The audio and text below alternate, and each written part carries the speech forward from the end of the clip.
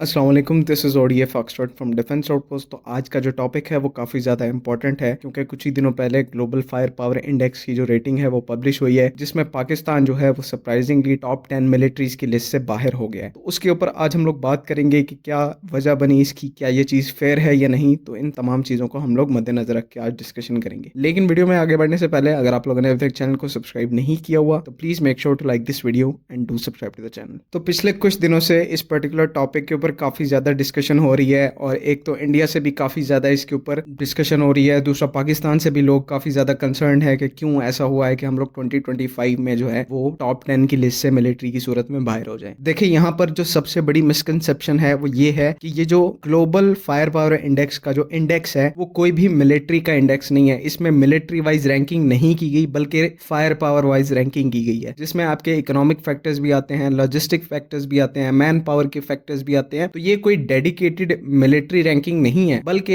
एक ओवरऑल पूरे मुल्क की जो परफॉर्मेंस है उसकी रेटिंग है। लेकिन कल परसों से जिस मर्जी बंदे को सुन लो, जिस मर्जी चैनल को देख लो, वो यही लगातार कह रहे हैं कि पाकिस्तान की मिलिट्री जो है वो टॉप 10 से आउट हो गई है, जबकि रियलिटी क्या है, ना तो ये कोई भी मिलिट्री का इंडेक्स है, और जिस वजह से भी हम लोग टॉप 10 से बाहर हुए हैं उसका मिलिट्री से कोई ताल्लुक नहीं, बल्कि उसकी वजह जो है वो कुछ और है। आप सब लोगों को पता है कि 2024 जो है वो पाकिस्तान के लिए एज अ होल एक काफी ज्यादा डिफिकल्ट साल था। इसमें हम लोगों ने पॉलिटिकल इंस्टेबिलिटी से लेकर टेररिज्म तक सब के अंदर राइज देखा है, जिसका जो सबसे बड़ा इम्पैक्ट पड़ा है वो हमारी इकोनॉमी के ऊपर पड़ा है। हमारी जो इकोनॉमी है, अगर उसने इस साल 2024 में ग्रो भी किया है तो उसकी जो ग्रोथ की रेट है वो काफी ज्यादा कम है एज कम्पेयर टू आप हमारे जितने भी पिछले सालों को देख लें, जिसमें पाकिस्तान ने एक्सपोनेंशियल या फिर इकोनॉमिक ग्रोथ की है। और इस particular global fire power index में इकोनॉमी का सबसे बड़ा कंट्रीब्यूशन होता है। इटली, जापान और ऐसी जो कंट्रीज हैं जिनकी मिलिट्री ना होने के बराबर है पाकिस्तान के कंपैरिजन में, वो पाकिस्तान से आगे टॉप 10 में बड़ी रेप्यूटेड पोजीशंस के ऊपर खड़ी हैं। वो किस वजह से खड़ी हैं? वो अपनी इकोनॉमी की वजह से खड़ी हैं, जो रीजनल स्टेबिलिटी है उसकी वजह से ये लोग टॉप 10 के अंदर मौजूद हैं। चाहे आप जापान को देख लें, तुर्की को देख लें, इटली को देख लें, ब्राजील को देख लें, ये सब इकोनॉमिक डिराइव्ड नेशंस हैं। और पाकिस्तान अगर इस टाइम पर टॉप 12 के अंदर आया है या टॉप 10 से बाहर हुआ है तो इसके पीछे जो मेन रीजन है वो हमारी इकोनॉमी है, जो कि 2024 में जब का ये डाटा इन्होंने कंपाइल किया है तब तक हमारी जो इकोनॉमी थी वो काफी ज्यादा स्ट्रगलिंग फेज के अंदर थी। अब थोड़ी बहुत बेहतरी आ रही है, लेकिन वो चीज जो है वो इस फायर पावर इंडेक्स के अंदर काउंट नहीं हुई। ये जो सारा डाटा है ये 1 साल पुराना है। यहाँ पर आप लोगों को एक अगर और इम्पोर्टेंट और एक इंटरेस्टिंग पर्सपेक्टिव बयान करूं तो हम लोगों ने कल परसों हंगोर क्लास की सबमरीन्स के बारे में बात की है कि किस तरह पाकिस्तान ने वो एक काफी ज्यादा बड़े नंबर्स में सबमरीन्स को प्रोक्योरमेंट का या उनका ऑर्डर दिया है, जो कि उसकी जो टोटल वैल्यू बनती है वो तकरीबन $5 बिलियन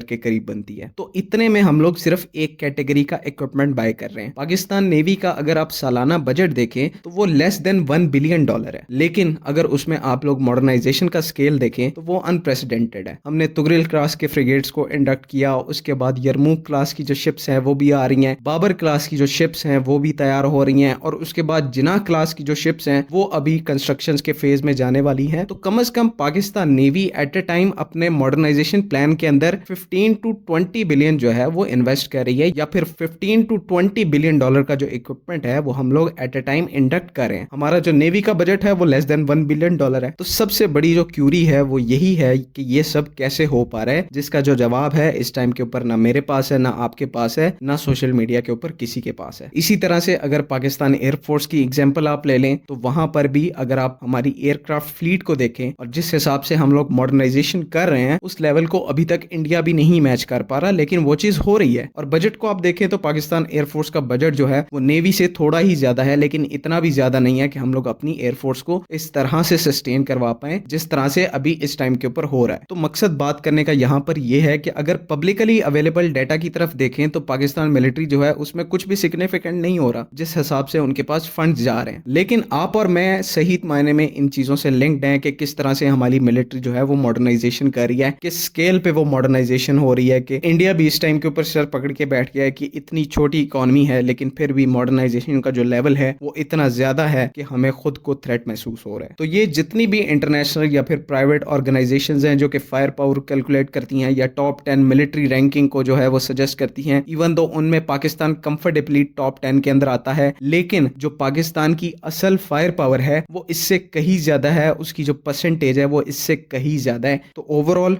भले ही हम लोग जीएफआई में अपनी इकोनॉमी की वजह से टॉप 10 से बाहर हो गए हैं, लेकिन जहां पे बात आती है डेडिकेटेड मिलिट्री रैंकिंग की या ओवरऑल मिलिट्री की, तो वहां पर पाकिस्तान अभी भी काफी रेप्यूटेबल पोजीशन पे खड़ा है। और जिस हिसाब से मॉडर्नाइजेशन का स्केल चल रहा है वहां पर इजाफा ही हुआ है, लेकिन वो ऑफिशियल और इंटरनेशनल नंबर्स के अंदर शोकेस नहीं करवाया जा रहा क्योंकि डाटा पब्लिक नहीं किया गया। अगर इससे रिलेटेड कोई भी कंफ्यूजन है तो काइंडली कमेंट्स में जरूर पूछें। बाकी अगली वीडियो तक के लिए अल्लाह हाफिज। पाकिस्तान जिंदाबाद।